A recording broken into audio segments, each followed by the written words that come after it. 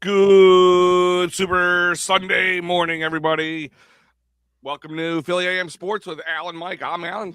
He's still Uh, Mike. What's going on, Mike? what's going on, Al? Bright and early. It's Super Bowl Sunday.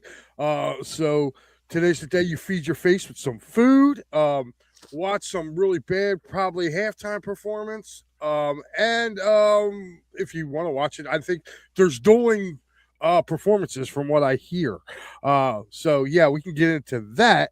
Never But cared about it, to be honest with you, Mike. Never cared me about neither. I'm probably going to be watching for the commercials because the commercials used to be really good on Super Bowl Sunday. Yeah, But commercials are always good. I'll watch them, but that's usually a break time. Go refill the plate, take a pee type mhm. type moment for me. I could care less about any of the performers, even the old ones, even like some of the ones that I would probably grow up with. I'm like, all right, whatever. But I'm not rushing out of my way to sit there and watch it intently. Yeah, I mean, for me, honestly, I'm looking at just I can't wait for the game. Like, let's just get it done and over with. Let's get it over with and see what's what, and we'll Yep. go from there. Good Uh, morning, Rob. Good morning, everybody. Welcome in. Like I said, Super Bowl Sunday. After coming off a year now, a year ago, this was a big day for us. Getting up, getting ready, anticipation from now to 6 p.m. was high, but remembering how it felt at the end, um, it sucks that it's not going to be with them, but Seahawks, Patriots are in the Super Bowl, so we will talk about prop bets. We will talk about some fun, no pressure shillings if you want to, don't want to, what to do. Listen, this is the day that most people who don't bet on sports do just to make things fun. Um, that kind of thing. Block pools galore. Um, Rob's not watching the game. I mean, I'm not going. If there was anything else better to do, I could see myself going, whatever. But I've always watched the Super Bowl, even if I hated the teams, both of them. I be honest with you, the Seahawks, Mike, call me crazy, are the Eagles of last year in some ways. A team that was just really good throughout the whole season for the most part, has is really good in all aspects of the game, from defense and offense and all the you know smaller parts of it, like coaching. Everything has been really solid with them, and they've been running through their opponents for the most part. And New England is the new darling team, I guess. Drake May.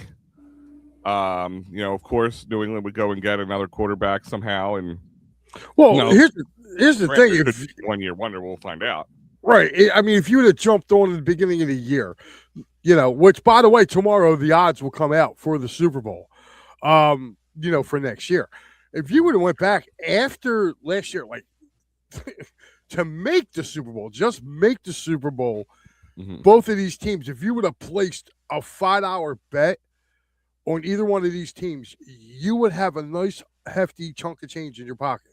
Oh, On a sure. $5 bet because nobody I don't. saw I these want two to know whose teams. bingo card said Seattle versus New England. Like Yeah, I nobody. mean, especially New England. I mean, what are they? How many games did they win last year?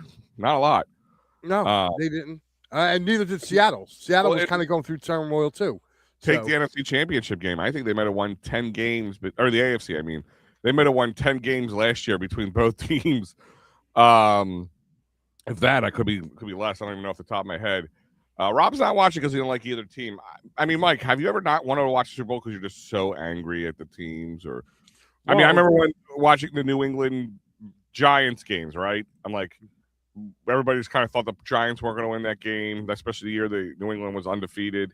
And everybody just wanted to see New England lose. I didn't want to see the Giants win. I mean, have you ever watched or watch? I can't watch this. I can't do it. I just yeah. can't. I'm gonna be honest with you, dude. The first Giants Patriots matchup, again, they were going undefeated.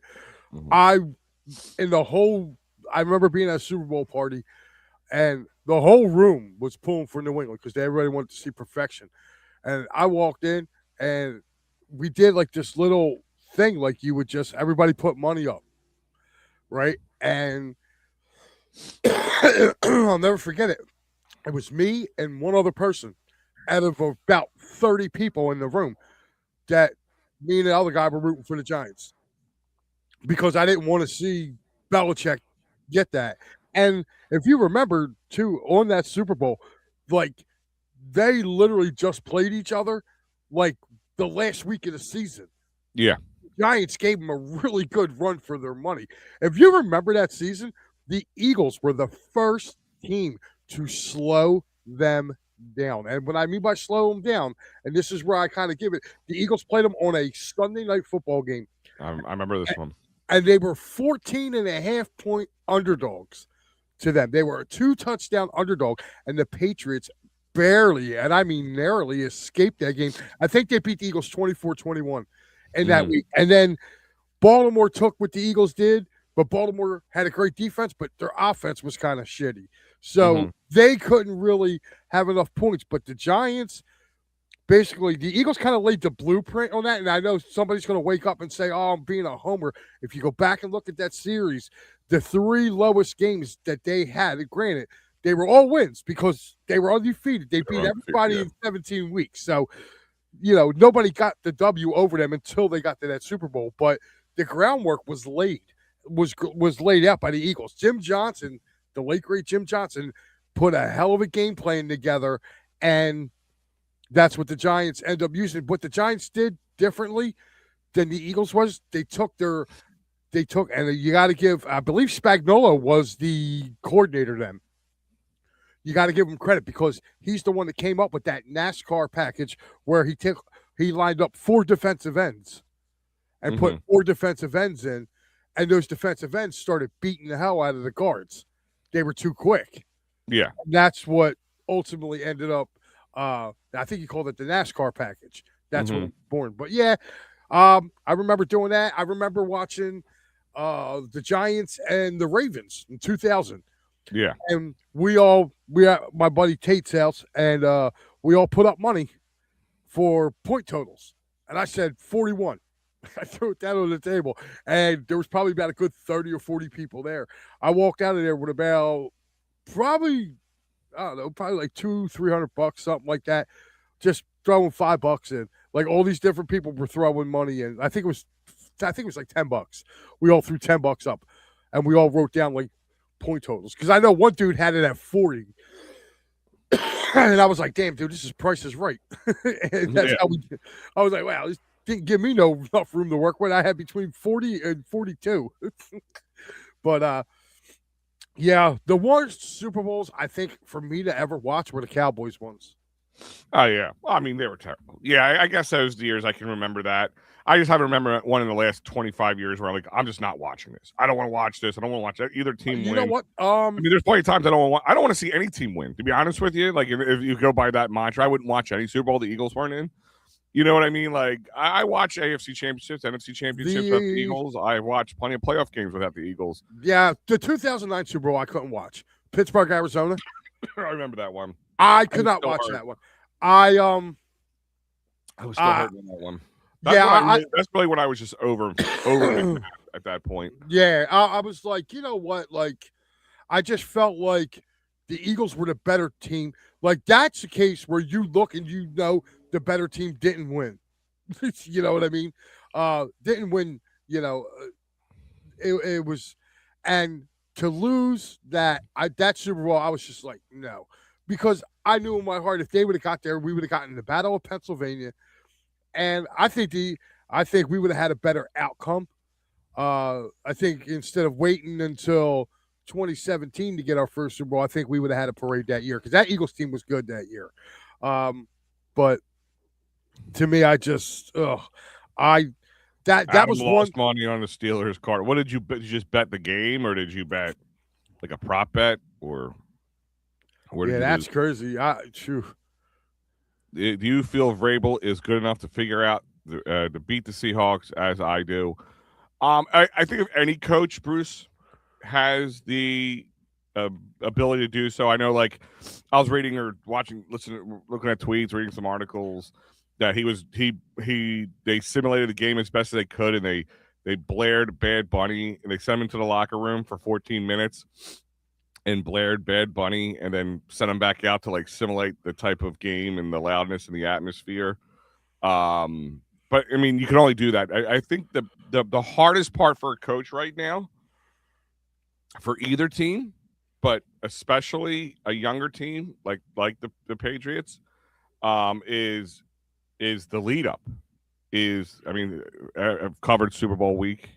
It's a lot of interviews. Like interviewing situations a lot different from the time media week starts on Monday, especially Tuesday, Wednesday.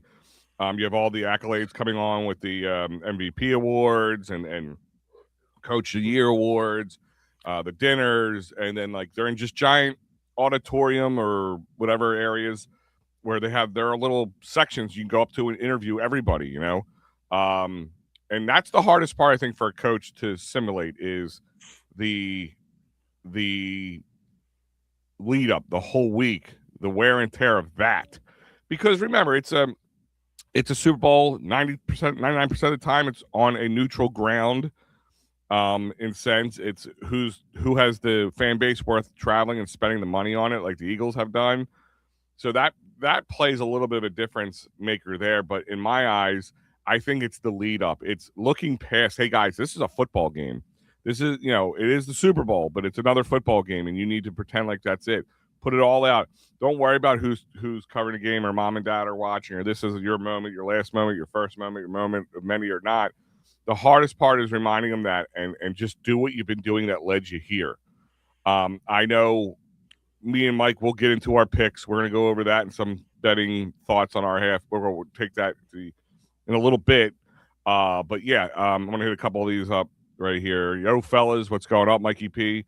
Him throw out a shout out to Mike and Joe Hale. They both called into the show on Friday. Had some great conversations. He bet the Cardinals to win outright. Okay.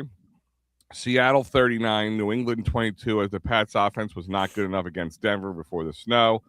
Yeah, I can see that. That's what a lot of people would think, but I always can't go game to game. Seahawks 28-21. So Rob has Seahawks covering because I think it's a 4.5 point spread at this point.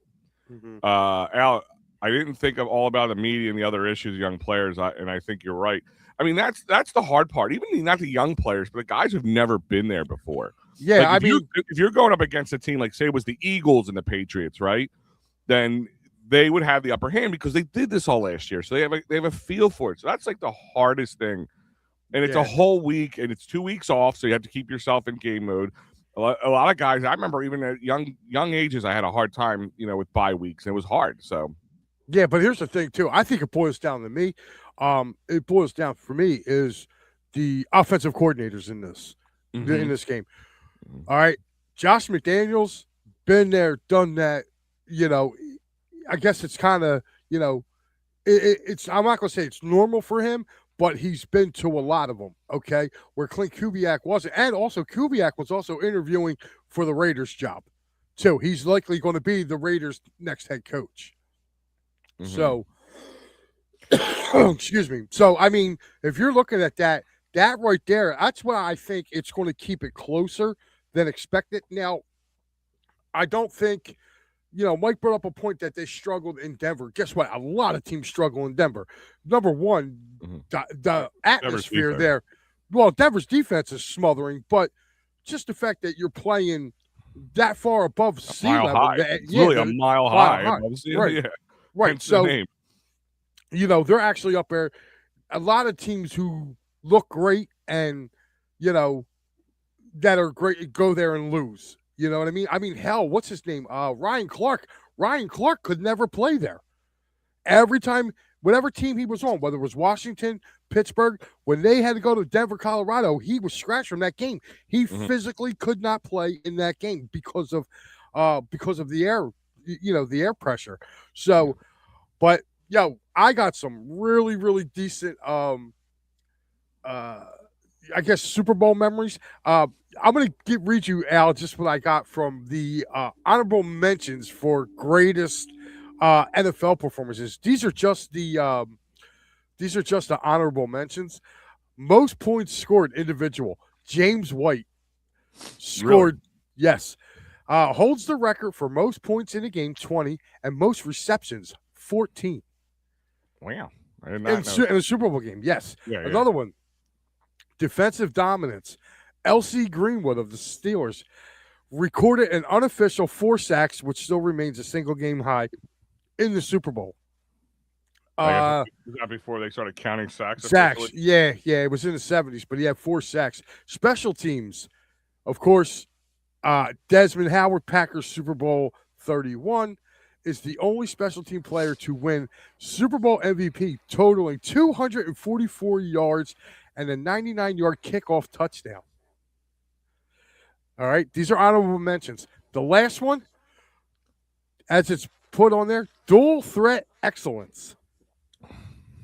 Jalen Hurts, Super Bowl 57, tied the record with 3 rushing touchdowns and became the first QB to rush for over 70 yards and throw for 300 yards in a title game. Man, God, a little bit better that game. We should have 2. I'm not going to get into that one. You're opening up an old wound. There's some salt in the wound right there, pal. Right now, it is. But I mean, when you bring it up, that's honorable mention.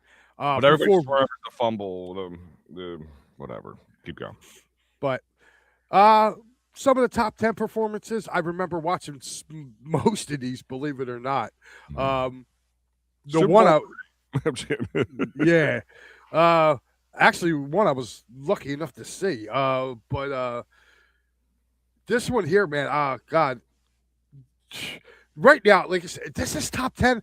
I like it, but wait a minute, just top 10 Super Bowl of all time? Top 10 individual Super Bowl performances. It's still individual. I wasn't sure. It's still individual. I didn't do teams. But if you want, I'll read down my list here. Number 10, Super Bowl 15, Eagles Oakland. Oh, God. Rod Martin, Super Bowl record for interceptions with 3 in a single game. Oh, God. Man, luckily I wasn't around to remember that, but I was 4. I was 4, dude. Yeah. I remember getting dressed up in it, and I don't remember anything else after that. Yeah. Number 9, Tom Brady, the largest comeback in Super Bowl history. We know about that. Morning, Dave. Dave. This one I remember. Believe it or not, watching this game. This is Super Bowl 18. Marcus Allen rushing for 191, a record then, including a legendary 74-yard touchdown run as the Raiders smoked, and I mean smoked, the Washington Redskins. They beat them 38-9. I remember watching that game. I remember I was the only kid in the house rooting for the Raiders. Everybody, I remember watching the game. Everybody I knew was in there was rooting for Riggins. They were all over Riggins, and I was like, I remember looking at my brother. I went, yeah. Terrell Davis is number 7, rushed for 157 yards and a Super Bowl record 3 rushing touchdowns while battling a severe migraine headache. Yeah. Remember that? That was in 1990. Kind of like the flu game for Michael Jordan type situation. Yes. Now, these next 2 were in the same game, believe it or not. Doug Williams overcame a first quarter injury to throw for 340 yards and 4 TDs in a single half, leading a historic 35-point second quarter in Super Bowl 22. Also, in the same game, Timmy Smith, the rookie, set a Super Bowl record with 204 yards rushing and scored 2 touchdowns. I remember watching that game at my brother's house, and me and my brother were like, who is this kid running the football? And if anybody doesn't remember, holy cow, you got to remember that the Broncos in that Super Bowl had a lead. They were up like 14 points. Dave says he has New England 24-17 over Seattle. This next one was the year before. Phil Simms, percentage, Super Bowl record percentage, 88% completions, 22 of 25 for 268 yards and 3 touchdowns. Mikey's saying the Eagles are the only team to score 40 points or more in 2 Super Bowl wins. Never knew that. Mm-hmm. This number 3 on this list hold on 1 second. Rob's saying we should have 3 Super Bowls. If you go by the ifs and buts situation, I think we should have more than 3, but that's just we should have 4. I'm going to be honest with you. The only one that 2002 should have been our Super Bowl for us. Sorry, just going to throw that out there. That was listen, I had an argument with a Raiders fan about that. I told him, I said, if the Eagles would have got to that Super Bowl, I said we would have smoked the Raiders. Mm-hmm. And then my buddy looked at me. He's a Raiders fan. He goes, "How can you say that?" I said, "Because your starting center was in Cabo doing cocaine." Yeah. Number 3 on this list, Joe Montana completed 22 of 29 passes for 297 yards and 5 touchdowns, a record at the time in a 55-10 blowout. That's when they beat Denver 55-10. The year before that, Jerry Rice, looks like this is 23, Super Bowl 23, sets an all-time record with 215 yards on 11 catches, who was named game MVP. And the number 1 was Steve Young, Super Bowl 29, threw a Super Bowl record 6 touchdown passes with 325 yards, led his team in rushing with 49. Yeah. 49 yards. So, Mike said this isn't really a Super Bowl fact, but I was 11 years old, and in the 1980 NFC Championship game versus Dallas, in a win, rushed for 194 yards on 26 carries. Wow. Wilbur, yeah. Yeah. So I got by the way, one of the best human beings you'll ever meet, Wilbur Montgomery. Never met him. Good. He's actually a friend of mine. I've got to know him over the years. Especially when he went out to Detroit to kind of, I guess, help out, if that's, when he was kind of doing for the run game. Him and his wife, one of the 2 nicest people. Because I remember when I talked to him last, it was a few years, not last, but I talked to him, and I didn't really know him that well at this point. I still don't know him. Like, we're not like best friends or anything. I'm not saying it at all. But I got to know him a little bit, and talking to him and his wife and all that. And I just got back from Florida going to the spring training. And I stopped off in what part of the does the Orioles play? And I'm trying to remember, because that's where he's from, that part of Florida. It's about an hour away from Bradenton. No, it's close. It's close to Bradenton. It's about an hour away from Clearwater. But so I went down there to watch the game at the Phillies Orioles game, and then I went up, back to Clearwater.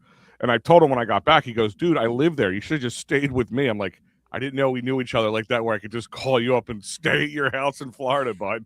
Oh, that's great. Hey, what you guys do for the weekend? Oh, I stayed at Wilbur Montgomery's house. What? I'm sorry. But he is one of the greatest guys. He'll talk sports with you the whole time.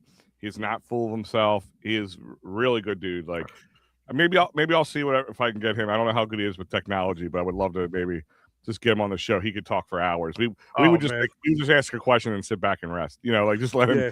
Let him, as well as he could run, he could talk about sports too. Dude, Fred Barnett's like that. I met him in a Wawa, believe it or not, and I knew it was him, and I didn't want to draw no attention to him or nothing like that. All I said to him was, he had a coffee, right? And I literally looked. I was in front of him. I said, so I bought his coffee. I said, yeah, I'm going to pay for his coffee.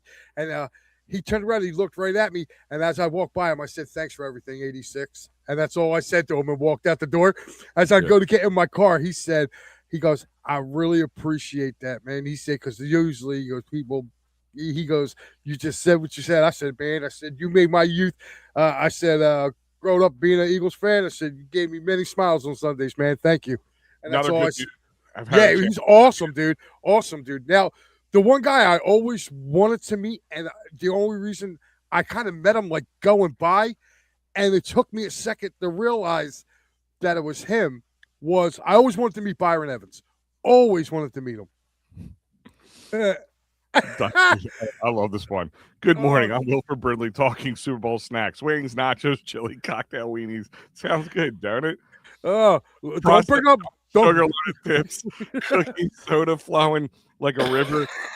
With the fast track diabetes. Awesome. Thank you, Wilford. Thank you, Wilford.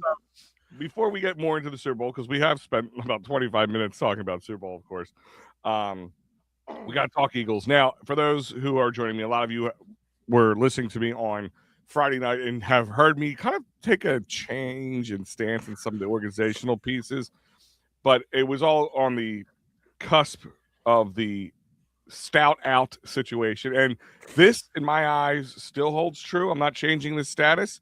I stand with stout. I have not changed my status on this one at all. You look a little Uh, different in that picture there, Al. Just saying. but AI trimmed me down a little bit. Took away the chin. That So, what did you put? the Here's a AI, picture of me. Make me look sexy. the AI can really knows the inner Al. He doesn't. They don't let the actual Al get in the way of the inner Al. But you know, but it's kind of like this one. We'll use this later, I'm sure.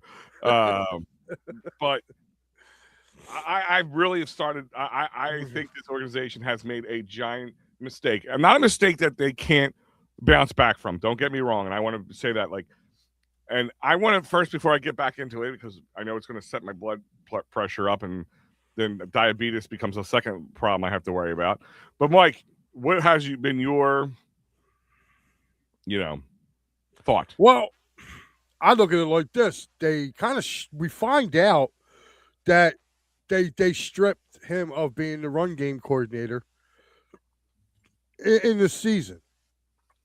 I don't know about you, but did the run game look like it got any better after they took over? I mean, I don't see it. So Nothing got better when they were right. So I mean, listen, my thing on that one is, I said it. Kevin Patullo, by the way, who's officially not with the Eagles anymore. good. He was officially released. I think they were trying to keep him, and I guess whatever. Maybe they didn't want him. It never got better. It's not about not getting better. It's apparently about how it got handled, and hence why Stallin's not here. And we'll get into it, but keep going. I don't blame Stoutland for not wanting to be here anymore. Like, no offense, he was disrespected. And you know what? There's no hotter seat right now anywhere than the seat that Nick Sirianni's got to sit on. And I think I'm laughing about it because our boy Mikey Kaepernick said the other night, and this is going to be a quote. I want to put it on a T-shirt. That dude just hired his replacement. Yeah, no, he called in. I was saying that from day one. I said, listen, Howie and the Eagles play checkers or chess when everybody else is playing checkers. But they doubled down. Listen, they hired two guys that they interviewed for the OC job twice. They went with the guy who's a little younger, up and coming, but they also brought a guy in who also knew how to at least 1 year did play calling.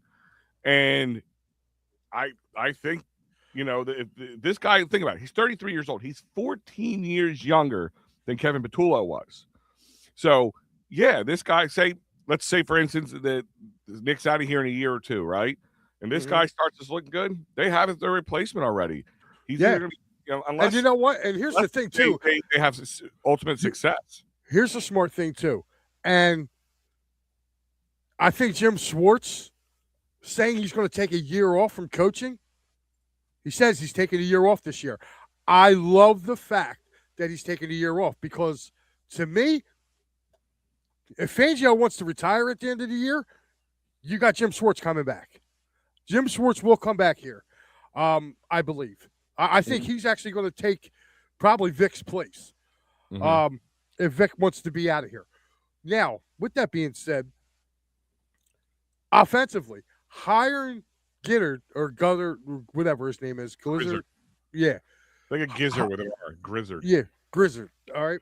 Hiring him was kind of a fail-safe move, too, if you think about it. He's coming in. He was the passing game coordinator. He's going to be the passing game coordinator here. But he called plays.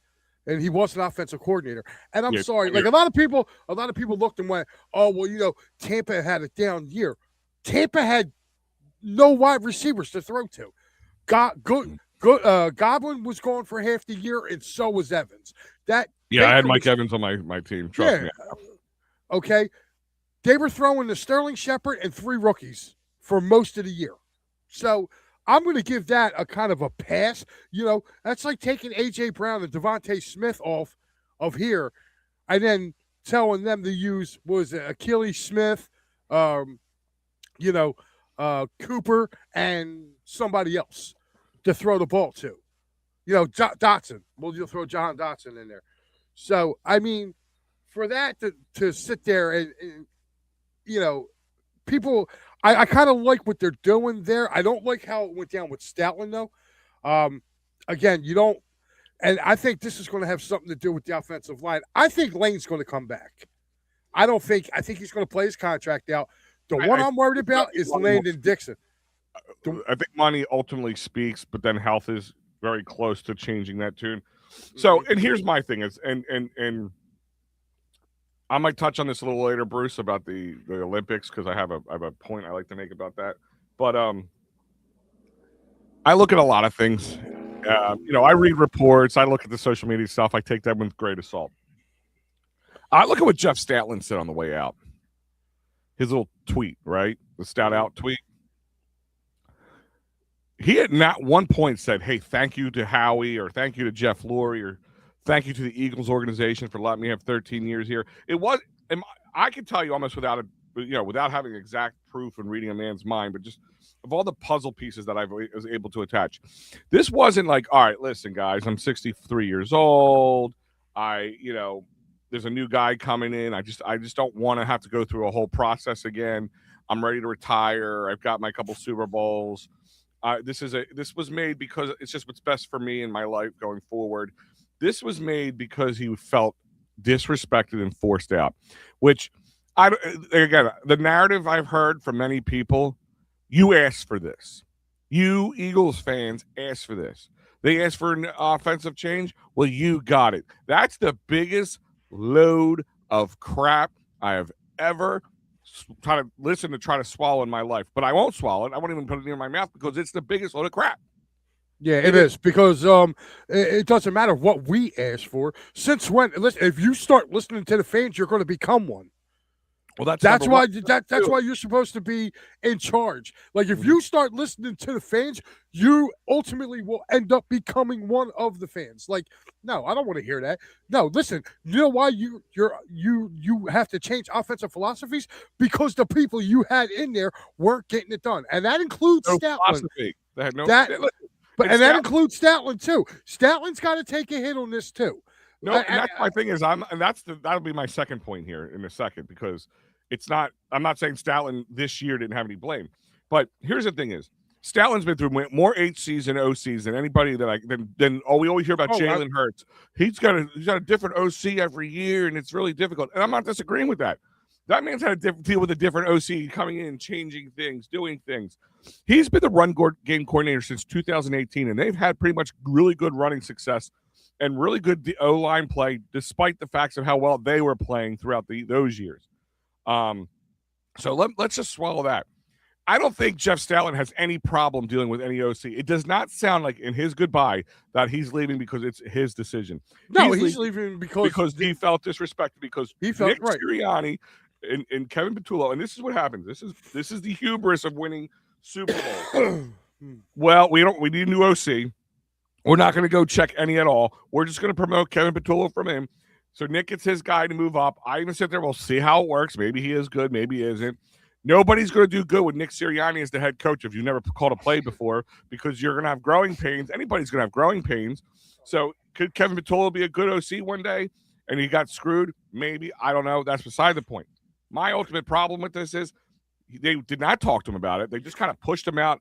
The guy with the most tenure in that place, who has more success than any of them, and that's the way you're gonna treat him on the way out. And look how this team reacted to it too. Look at how the players reacted to it. But here's the thing, though.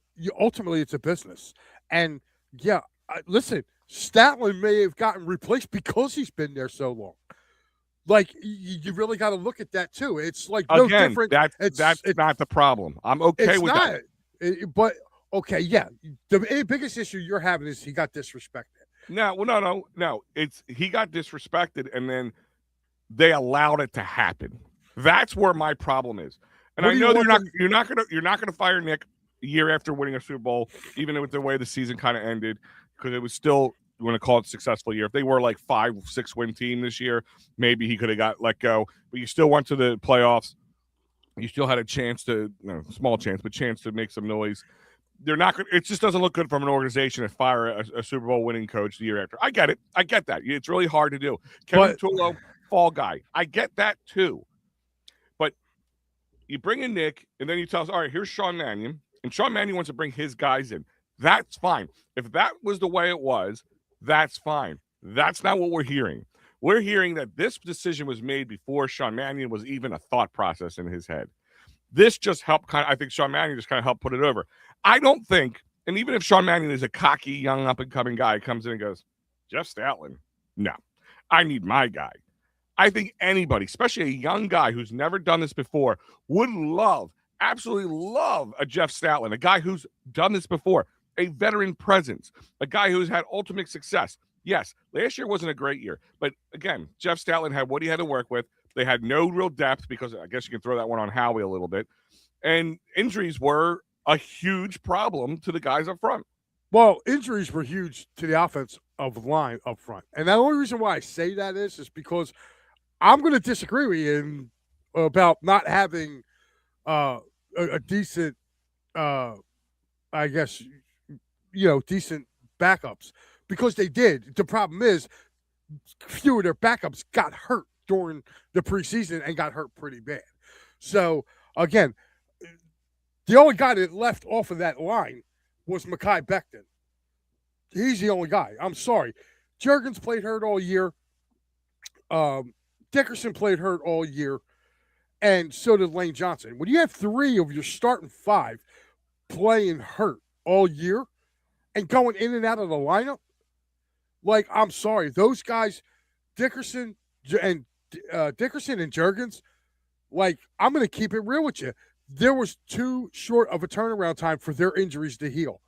Sure. I think them getting knocked out this year is probably going to do more good going forward than not, because their bodies are going to have a chance to heal. Now, we're hearing stuff now about Dickerson that he might be retiring. Yeah. That how injuries are. And right. Again, that in my eyes is not the problem. Hold on, Al. Let me finish my point here with Stoutland. I'm not as upset about him being replaced. Okay? I'm not, because coaches come and go. Remember Howard Mudd? Remember how great he was supposed to be? He got here and couldn't coach his way out of a wet paper bag. Yeah, but that was a completely different situation. It's not like we know. No. Howard Mudd was, at that time, he was the Jeff Stoutland of that time. Okay? So, Dave, I have faith in Faith getting the job. Yep. I believe she's getting the job now. Now I feel old. But hearing that. Like, I listen, I think, to be honest with you, yeah, does Stoutland have a right to feel disrespected? Yeah, I think, but ultimately, Nick is his boss. Like, you can't, if your boss disrespects you, yeah, you can go and talk to him and be like, yo, you kind of disrespected me here. That wasn't cool. Now, your boss is going to look at it one or two ways. He's going to look and go, you know what, dude, you were right. I'm sorry. I didn't mean to disrespect, but we needed to go this way for a reason. You don't have to be happy with it. Or you can go in and be like, and start yelling. Then your boss is going to look at it and go, all right, then you're fired. Yeah, I don't think Stoutland went that route. Don't get me wrong. I think Stoutland look, we don't know what route. No. But for him, the way his tweet went, like I said, thank you to the fans. Thank you to Philadelphia. It was a great working with these guys that I've gotten to work with over the years, as in the players. But you would think after 3 Super Bowl appearances, 2 Super Bowl wins, 13 years here. Thank you, Jeff. Thank you, Howie.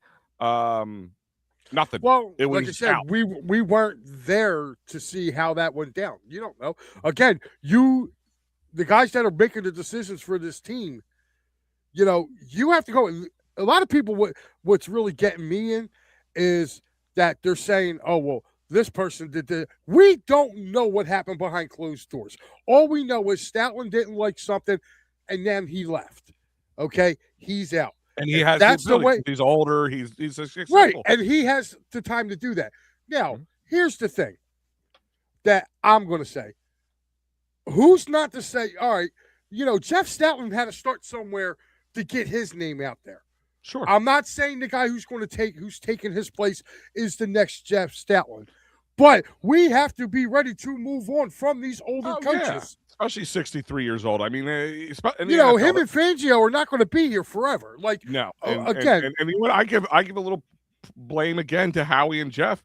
if the reports were true about Vic, listen. Vic got early success, right? He came in the first year, won a Super Bowl, right? That elusive Super Bowl that was, getting away from his whole career, which felt like maybe would never happen. But he got it. So maybe after that, he's like, I'm 67, 66, 67 years old at the time. I'm ready to move on. And last year, they had to convince him to stay back. Why wasn't that conveyed earlier this time around? Like, hey, Vic, I'm not here to press you. I know we just came off the end of the season. I just need to know. And after everything I went through the OC coordinator, like that again, I just feel like they have not been prepared for what they should be prepared for. You can't be prepared if a guy's not making up his mind. Okay, and I don't know about you, but this is the first that I'm hearing about a year ago he wanted to walk away. Nobody, I didn't. Again, I said if the reports are true. I'm not right, but I'm just saying. Do you remember hearing reports that he wanted to go out on top? No. I didn't hear no reports of that. It's only because they went out in the first round this year. Now all of a sudden everybody wants to get out. Well, guess what? If the Eagles knew that Vic wanted to retire, they sure as hell wouldn't have let Christian Parker go down to Dallas. They would have kept him because he was next in line probably to get. It was either him or Clint Hurt were probably next in line to become the defensive coordinator anyway. Yeah, so, I have a feeling it was Clint Hurt if they were going to do that, because I don't think they let Ryan. If there's any inkling, they go, listen, Ryan, I know you have your opportunity. Unless Ryan says, listen, this opportunity is in front of me. You guys aren't guaranteeing it to me yet. You got to let me know. I got to go what's going to be best for me. And maybe they said, well, we'll pick one or the other. Mike Papernick saying the big problem the Eagles will have in hiring Mannion is the Eagles' offense and team play good next year. Mannion will be HC somewhere else. No, I don't think so on that, Mike. I think, listen, they win the Super Bowl next year. Devil's advocate. Say the Eagles come back. They kind of like follow that same routine of Super Bowl, down year, Super Bowl, down year, Super Bowl again. If they go back and win the Super Bowl next year, Mannion probably is going to be in conversation for an HC job. But he's still 33 years old. He'll be 34 by then. And he's going to, probably be another year of seasoning under his belt. Now, the only thing is, in Mike, your eyes, because I know he's not a Sirianni fan at all, that probably just seals the deal a little bit with Nick Sirianni, maybe. Unless the Eagles just go, no, this was all Sean Mannion. This had nothing to do with Nick. And you know what, Mike, me and you have battled, not you, Michael Papernick, have battled a lot about the Nick Sirianni thing. And I'm saying it now.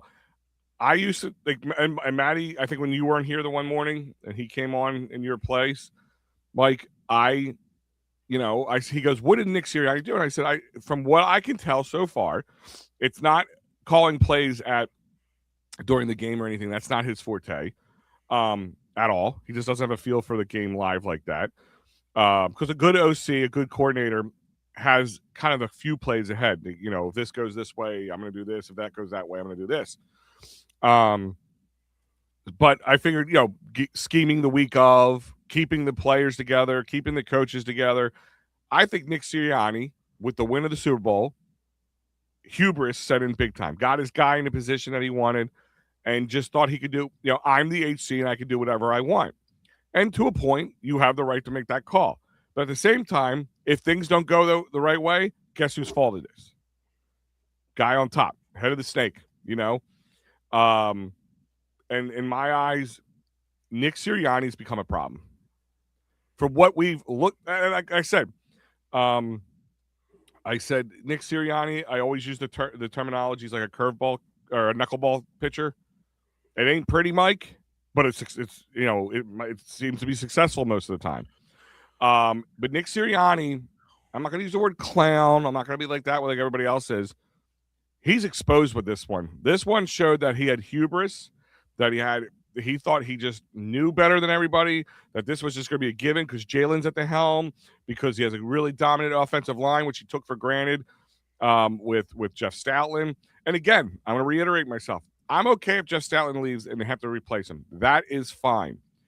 But if it went down the way that things are looking, that was a mistake, a big mistake. And anybody tells me that a guy like Sean Mannion, 33 years old, never done this before, would want some sort of veteran presence. Now, if they got into a room and Sean says, listen, I want you to stay as my my O line coach, but we're gonna hire, which they did. They hired Run a game quarter. run game coordinator, and what was his name? Ryan Mahaffrey, Maffrey, or it's like looks like McCaffrey, but it doesn't have a C in it. Mahaffrey. He's a guy. He's another guy from Green Bay. And you know, that was kind of the. All right, I'm going to retire at this moment. I just don't want to. Either I'm not moving down, but I'm not moving up, but I'm not moving saying lateral. I want to keep going forward. Then that's fine, and that's his decision. But I don't think that's how it went down. I really don't think a guy like Sean Mannion would look a gift horse of Jeff Stoutland in the mouth and run with it. Like everybody's just trying to oh, well, Sean Mannion has been here for 8 minutes. Don't tell me it's on him. Yeah, that's the one thing I will agree with you on this is you can't blame him for this. As far as by the way, hold on 1 second. One thing for Michael P. when his last comment, let me just bring it back up.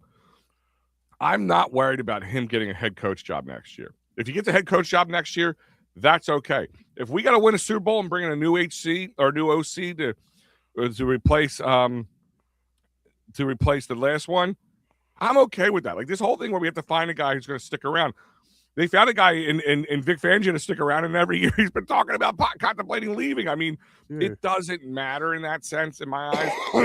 Success is all that matters. Winning is all that matters. And if it's going to be winning and have to find a new guy and then that's going to be the up and down part of it, right? You know how this world works and this NFL world works. When somebody has success, somebody's going to want a piece of it. And and they're the easiest people to steal away. You can't steal players away that easily.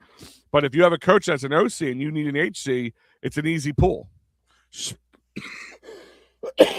Speaking of players, did you catch the AJ Brown interview on Michael Parsons' podcast? Yes. I was on the list here. Yes, and here's the thing that killed me with that is that Micah tried to make it out. Now it could be true. It could not be. I wish Dave was still here to chime in on this one, but keep going. Yeah, I don't see in any world where you're trading, Jalen Carter for Micah Parsons. No, the whole point is to bring Micah in to trade with Jalen. Yeah. Now, let me ask you a question. All right, so for those who don't know, Micah was on a podcast. It's his podcast. It's his podcast with AJ, and that was back yesterday. He had it. And he revealed it was very close to being traded to the Eagles earlier in his career. So that was before last year. No, he said earlier in his career. So I think it was before last year. Might have been a year before that. Okay. The deal reportedly fell through because Dallas demanded defensive tackle Jalen Carter and multiple draft picks in return. Because listen, here's the problem: if you're going to trade with Dallas, Dallas is going to expect higher capital from you because of you're in division. So it's going to cost more. But say they wanted a 2-second or a second and a third, right? Mm-hmm. Would you do that with second or third and a Jordan Davis? Or if Milton Williams was still available, would you do that? I wouldn't trade Milt. No. Did you see? I would do like a second and a third. Mm-hmm. I like how people are trying to throw on top of this. By the way, Mike, did you see that? There's an article out. I think Schefter put it out. Somebody put it out that Milton Williams was being interviewed because he's playing for New England today, right? And he said, I wanted to stay with the Eagles, but no offer was tendered. And people are like, oh, see, the Eagles dropped the ball again. I'm like, they couldn't afford him. They couldn't afford him. Did you see what he got? That's what I'm not going to blame the Eagles on. They just knew they couldn't afford him. They knew he outkicked his coverage on that one. And guess what? The dude had a great Super Bowl last year. Mm-hmm. All right. Not only did he have a good season, a good, it was a what do they call them? Contract years. He had a great contract year, and he showed out in the Super Bowl. So my man was getting paid. We knew we were losing Milton Williams. The Eagles knew they had no shot at trying. Yeah, I think that was a guy like that. We had no faith. They were like, Howie could have offered him the best that he could do, and trust me, he wouldn't have came close to what New England offered him. So, and we got a comp pick. We got a third-round comp pick because of Milton Williams signing there. So, yeah, I'm not mad at all. We actually got a third-round pick for it. So, I'm good. Oh yeah, and the other thing that come out of that one podcast interviews is he AJ makes you Brown. want. AJ Brown says he wants to be better for the 2026 season in Philadelphia, even though the insiders still say it's a tenuous situation. Oh, the best one I saw was that the reason why he spoke so positively about wanting to get in and learn what Mannion was because he wanted to up his trade value. He wants to make it so he's not a mild. What is upping his trade value do for him? Dude, the best we're going to get for him is a second round pick. I think a high second or a low first if you really wanted him. If you take for instance, say New England loses this year and they're going to have one of the top picks, or even if they win, they're going to have the two highest first round picks. That could be a reasonable AJ Brown. I take that if you're trading AJ Brown. Well, no, you would be lower first round picks because if they're the last two, so you're looking at I mean higher. No, 30 and 31. They would be 30 and 31. Right. They would be low first round pick, high second round. Yeah. I mean that's I can see them doing. Yeah, well, we have no. Yeah, we'll take that. That's because if they feel right, if they feel like they're an AJ Brown away, but Rob, I agree with this one. I think he would be huge. Apparently he's supposed to be getting cut. So if he gets cut, he did. But I mean, there's no Statland here now. Statland kind of made him better. You still need good. Yeah. I mean, they might take a flyer on him. He listen. That would actually be good for whoever comes in for Jeff. They need to get rid of Tyler Steen. He's bad.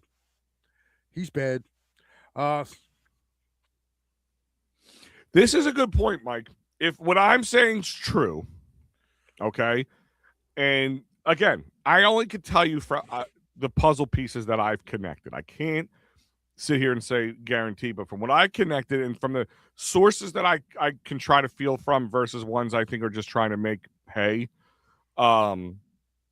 If this is true, dude, does the trust process, does trusting Nick Sirianni become a problem? Listen, especially with the caliber of Stout. Like it's not just one. I feel like there's just too much. I don't know. I know he was here for 13 years, but eventually you got to move on. And to not me, disagreeing with those words. All right, you got to move on at some point in time. Like no coach listen, he probably overstayed his welcome. To be honest with you, I doubt that much. Oh, listen, I doubt that much. Hold on, we don't know, Al. Like we're not in that locker room. We don't know how much he barked. Okay, he could have been barking for a while. Like I don't think guys will outright say they cried when they got the news. Openly wept if that was the problem. Even Lane Johnson said, "Listen, I was not ready my first couple of years here, my first year here." I if it wasn't for Stout, I would not be nearly as good as I was. Right, but listen, and he's going to get all those accolades. He is. I mean, and as he should. Okay, he's got a long list of Pro Bowlers that he had work under him. So, and he deserves that credit. But again, what I'm telling you is, you can't bark at your boss. Somewhere there was a disconnect in there. Somewhere he barked at his boss. So before your boss said, "Yo, you're fired," they allowed him to leave. Okay? Sometimes, as great as he is, if you overstep your bounds, he has to answer to Sirianni. And this is what a lot of people are not liking. Okay? He doesn't, just because he's been here 13 years, he doesn't have carte blanche. He has a boss to answer to. And his answer to is Nick Sirianni.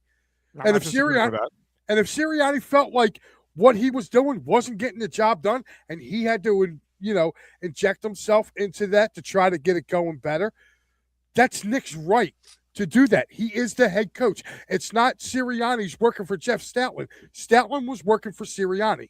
So, yes, was there a disconnect in there? Yes. Does he feel disrespected? He probably does for being there as long as he has. But at the end of the day, he answers to Sirianni. Sirianni answers to Roseman. So, therefore, Jeff Statland, I think, tried to do a power play in this, dude, and he lost. That's what I'm reading in this. He didn't want to give up the run game coordinator. Listen, you were brought here as an offensive line coach. You got the title of run game coordinator. They allowed you to do it, but you're going to get mad because they asked you. This is where I'm not getting.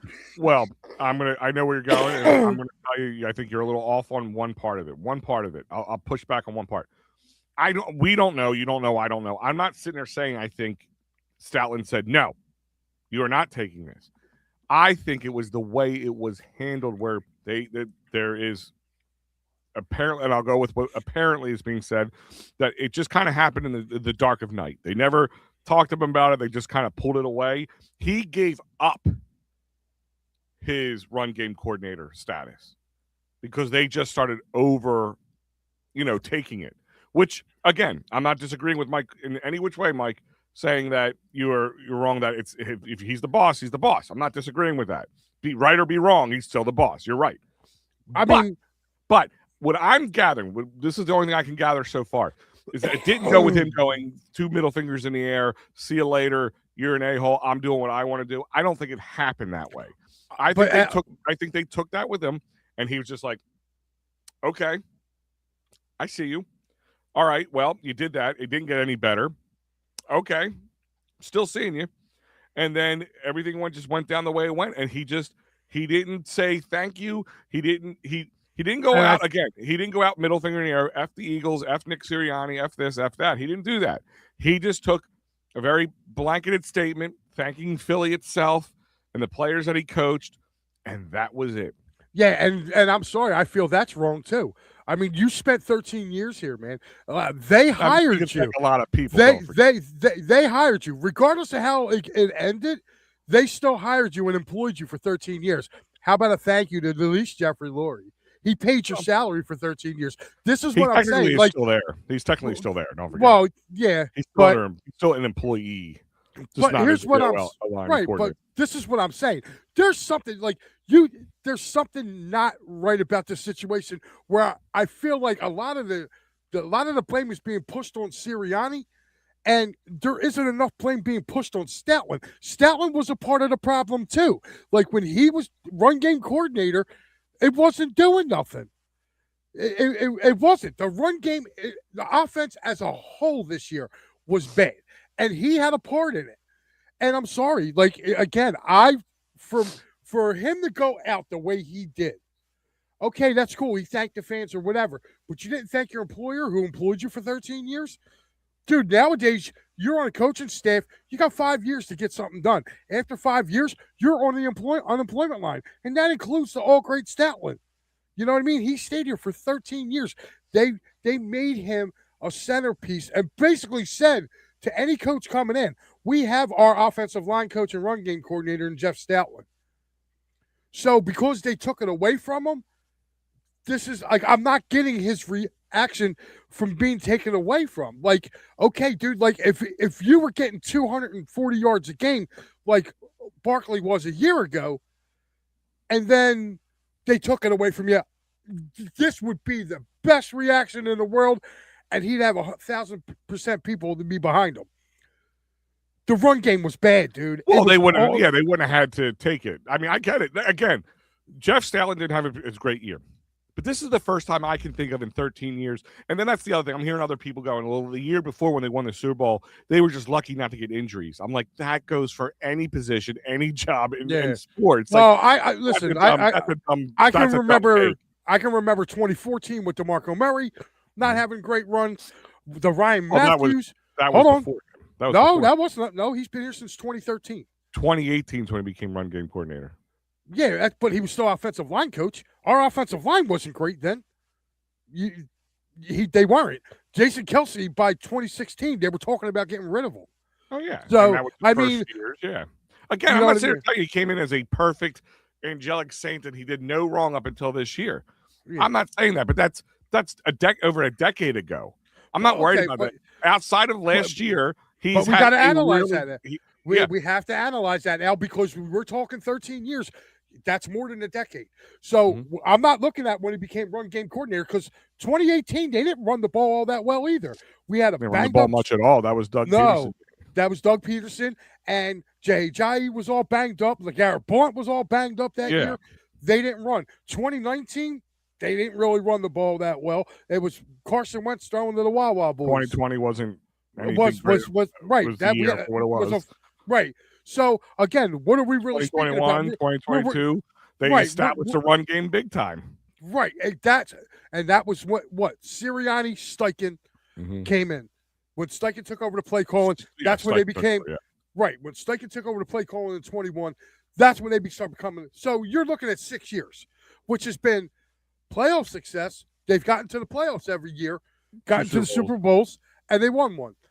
Now, again, this year it falls on all of them. It falls on Patullo. It falls on him, on Stoutland, and on Sirianni. Sirianni doesn't get away scot clean either.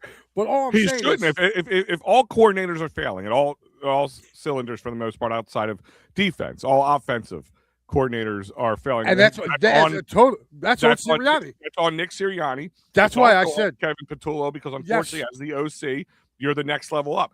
If it was a failure on defense too, like say Vic Fangio was failing, then it's all Nick Sirianni. Then it's all on Nick Sirianni, right? But this was Nick putting his guy in and everything.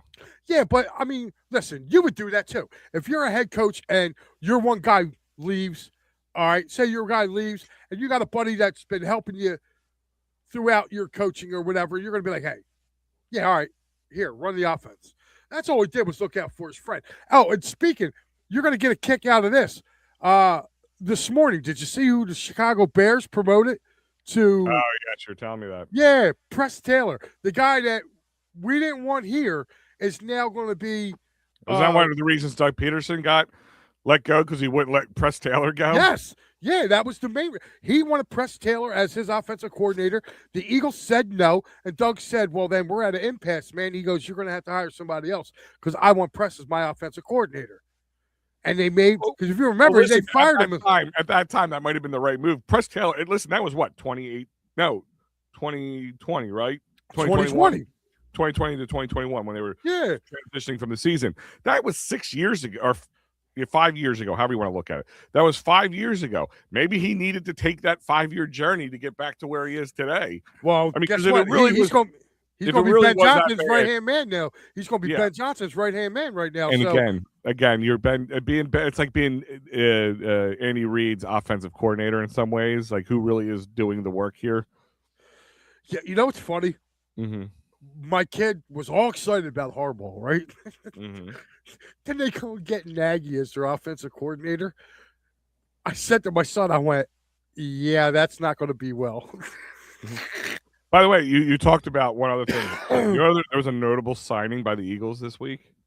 The reserves futures contracts, a return of Quez Watkins. Oh, yeah, I saw that.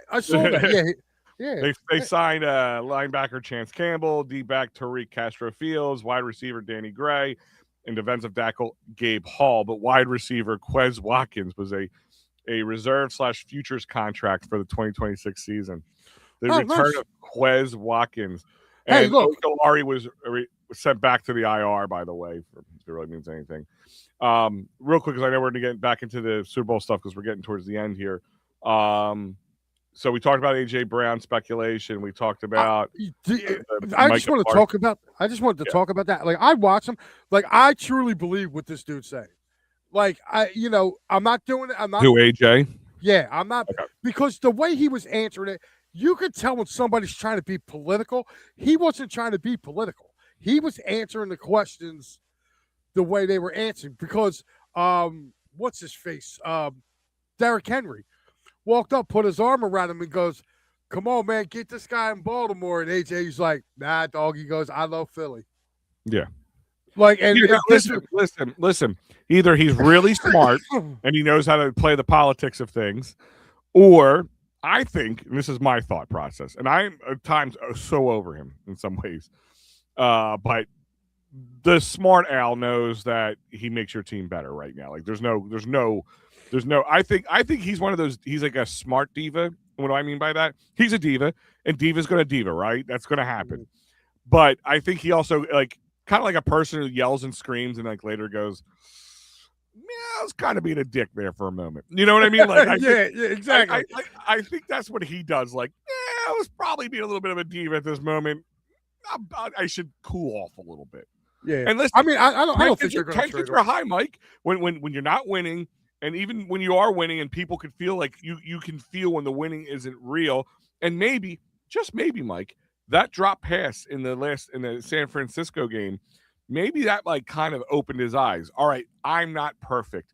I need to help this team instead of pull it apart. And maybe that was a learning moment for him.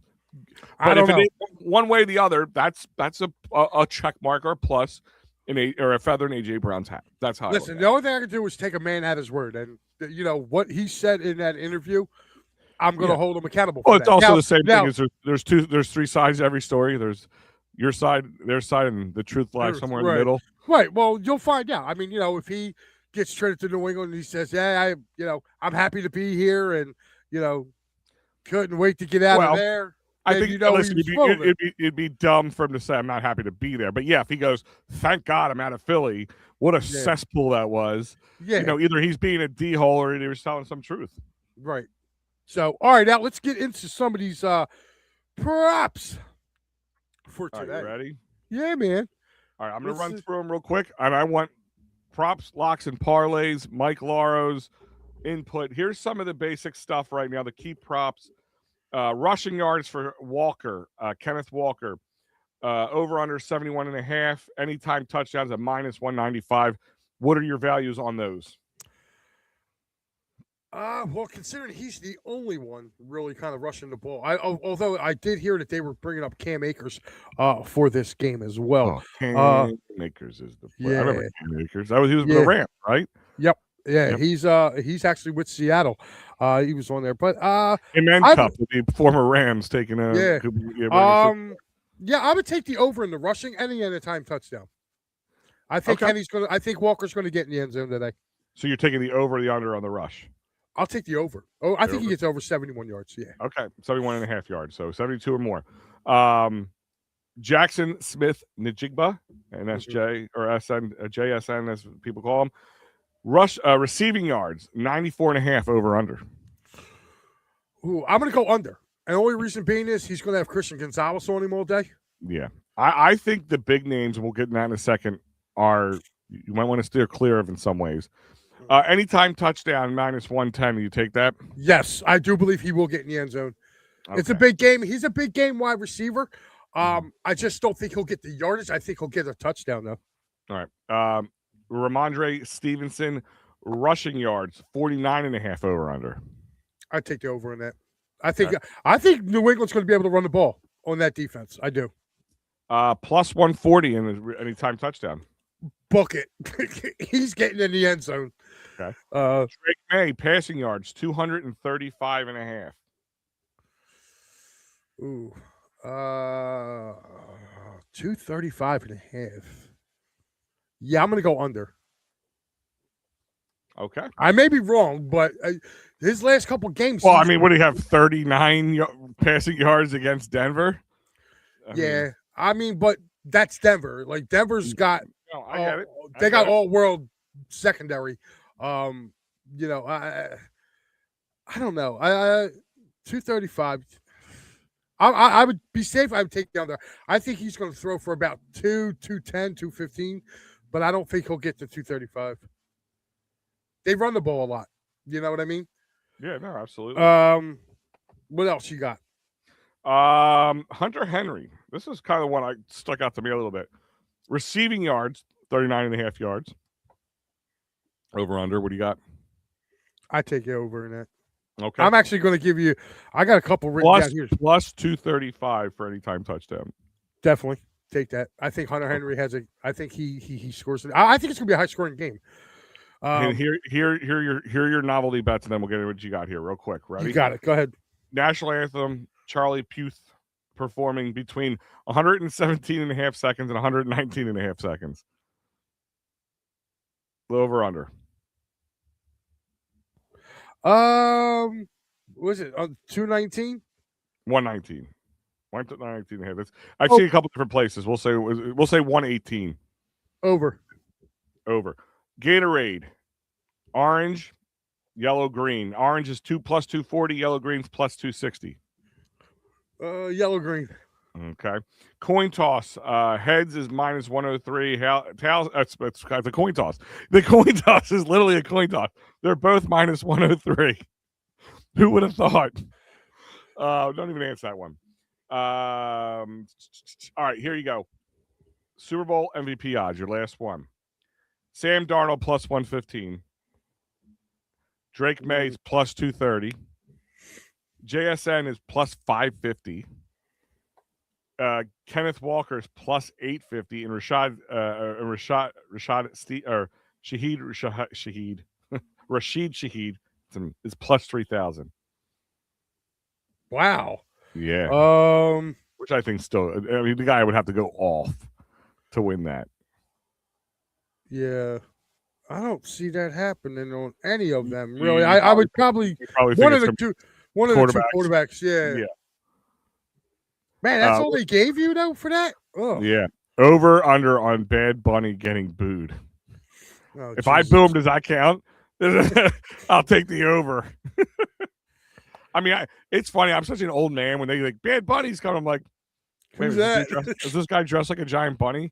I watched the Adam Sandler's Happy Gilmore 2, and apparently he was the guy, the Hispanic guy in the movie with him. I didn't know that was him. Yeah. I just thought it was just some guy. Jesus. All right. You ready for mine, dude? Mm-hmm. Preach, Mikey P. Preach. Let's see. All right. I'm going to start off with my opening kickoff to score a touchdown. It is 66-1. So in other words, you put $1 down, you win $66. Mm-hmm. That's it. Now, here's one that a lot of people probably used to play. Paul, or my boy Paul Spencer, he told me he used to play this one religiously, but he said the last couple of years with the NFL kickoff changes, he said it's not so automatic no more. Touchback or fair catch on the opening kickoff. If you vote no, that there's not going to be a touchback or fair catch, it's minus 250. If you bet yes, it's plus 190. So if they don't advance the ball, it's plus 190. Yes.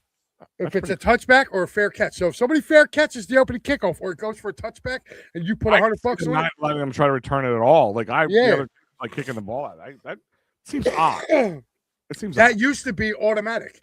Everybody and I mean the odds were crazy. Like the odds were like 5-1 odds that the opening kickoff would be a touchback.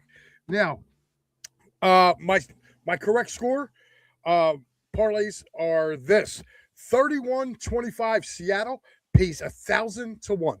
So for every buck you put in, if the score's 31-25 Seattle, you win $1,000. If you're a New England fan and you do 31-24 New England, that pays 300-1. So I like that. A little tight end parlay per se, as I had on Bet 365. All parlays make my end tight, but keep going. Yes, man. Hunter Henry touchdown, AJ Barner touchdown. Barner with 30 yards receiving. Henry with 30 yards receiving pays 25-1. Okay. For those four. I have a 3 anytime touchdown parlay that pays you 50-1 odds. That is JSN, Booty, and Mac Hollins. If those 3 score a touchdown, 50-1 odds. And of course, my Super Bowl special for this week is this: Drake May, 2 touchdowns passing. Sam Darnold, 2 touchdowns passing. For New England, I have Henry, Booty, and Stevenson scoring touchdowns. For Seattle, I have Walker and JSN. You combined all those, what I just said right there. May with the 2 touchdowns, Darnold 2 touchdowns, Booty, Henry, Stevenson, JSN, and Walker to score a touchdown pays you 225-1. So you throw $5 on that thing, and those guys score, and those 2 guys throw their touchdowns. It's $1,000. America does notice how you say booty with a little emphasis on it, Mike. Booty. Yes. We're enjoying it. Adam saying more than 2 people throwing a pass like a trick play. That's actually a pretty good one to take because you forget Cooper Kupp did that in the Rams' last Super Bowl. Yes, he did. And actually, there is I think that's paying, I think 100 to 1 on Bet three Two sixty and a half, five. two and a half people throwing a No, pass. not 2.5 people. Any time touchdown thrown by other than a quarterback. So it'd have to be a touchdown for. Okay, gotcha. Mm-hmm. So, but that's it. That's it. All right, Mike. Real quick, what is your final prediction? Game starts at 6:30. My final prediction is I think it's a high scoring one. I'm going to go with what I played, and I took Seattle 31-25, and I'm going to be on the edge of my seat because I think it's going to be 31-23. Seattle's going to have to punt the ball, and they're going to run out of the end zone and give them a safety, and that's how I get my 25 points. Mm-hmm. And then their defense shuts them down. So I don't think it's going to be high scoring. I don't think it's going to be low scoring. I don't think it's high scoring. So far, New England's only allowed 8.7 points per game in the playoffs. Now, granted, it was against Denver and everything else. What's going on with them was kept that low. Drake May, definitely up and coming. But if you look at the whole year from New England, they had probably one of the smoothest paths to the Super Bowl. They compare to Seattle, of course, because you had to play the Rams and all that stuff a lot. So they're a little bit more tougher contestants to play up against. Sam Darnold, I know this. People were talking about him seeing ghosts. I think so far he's busted those ghosts in my eyes. Now we'll see what happens in the third and fourth quarters of a Super Bowl. That changes if he starts panicking. But it's a 4.5 point spread. Or Seattle's -4.5. I think it's going to be like 24-21 Seattle. New England, they don't get the spread, so you have to bet the New England in this one. But I think Seattle wins this game. Okay. What are you having for the Super Bowl, Mike? That's a good question. I have no idea. It's a spread. It's a spread. I'm having my wife's making those. Have you ever had those things where you take like a whole the King's Hawaiian minis and you cut it in half and you make one big sandwich, then you cut them up like and you toast sliders. them. Sliders, but like you put the butter and all. It's really. I know she's making them, and they're a quick and easy favorite. Some other stuff too. I might do burgers. I don't know. Do burgers or maybe a pasta. I might fill my inner pat and do like a ziti or something. Well, I definitely have to throw in the oven. I got some leftover Detroit style pizza, which is one of my favorite pizzas. I've ever had crust and Morton. It's really good. 28-21, Rob saying he's got the cover and the Seahawks winning.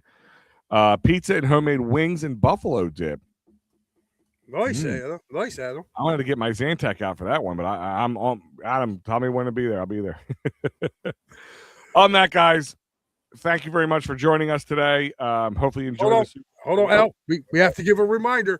There's no Matty B tonight. Matty B is en route to his new home away from home. So he will be back tomorrow, just to give you guys a heads up. So this way you guys ain't going, hey, where's he at? He did say it, but you all sit there with bated breath at 9 o'clock. Plus, it's also the Super Bowl. It's probably a really smart time not to do a show because nobody's paying attention.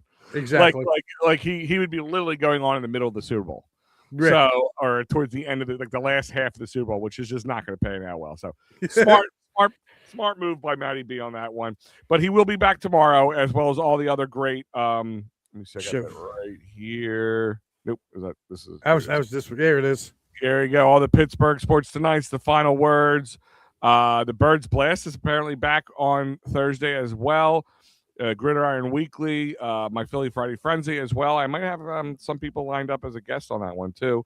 Nice. Saturday's always the best of It's a Wrap Sports. And then, of course, we're back, Philly AM Sports and the final word with Matty B next Sunday. First Sunday, post any football. Yeah, I know. And I actually got the whole week off. Yeah. Oh, dude. Yeah, I'm off the whole week. No flyers. Yeah, you're no on the flyers. Yeah, look at Mike. Yeah, Mike might be my Friday Frenzy guest this week, just to have him scratch that itch. We'll find out. There you Guys, go. other than that, we appreciate you joining us this morning. As always, he's Mike Lauro. I'm Big Al. And hold on. I gotta hit again. Yeah, nice 76ers win last night. Yes, it was. I know we didn't touch on it today. Too much to talk about, but we will touch more Sixers and stuff probably starting next week because we're gonna have to. And he wouldn't get no. He wouldn't get no. Oh yeah, that's Maddie. Matty B.